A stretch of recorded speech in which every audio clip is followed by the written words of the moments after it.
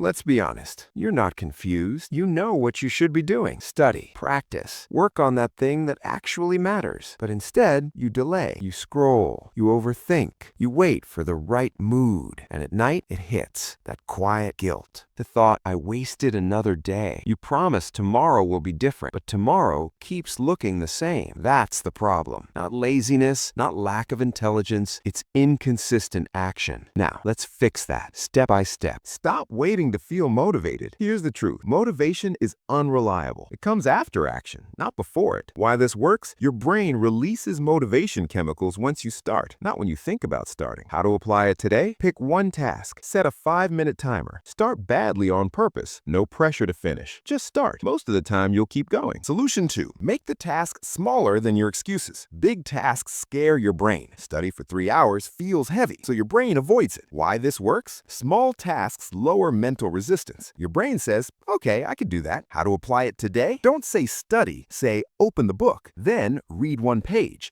Then write one line. Momentum beats motivation. Solution 3. Remove friction, not distractions. Most people try to fight distractions. That's exhausting. Smart people design around them. Why this works? Your environment controls your behavior more than willpower. How to apply it today? Phone in another room, one tab open, desk clear except what you need. Make focus the easiest option. Solution 4. Use time blocks, not endless hours. Saying, I'll study all evening is a trap. Your brain hates endless effort. Why this works? Short deadlines create urgency and clarity. How to apply it today? Work for 25 minutes, break for 5 minutes. Repeat once or twice, stop before you're exhausted.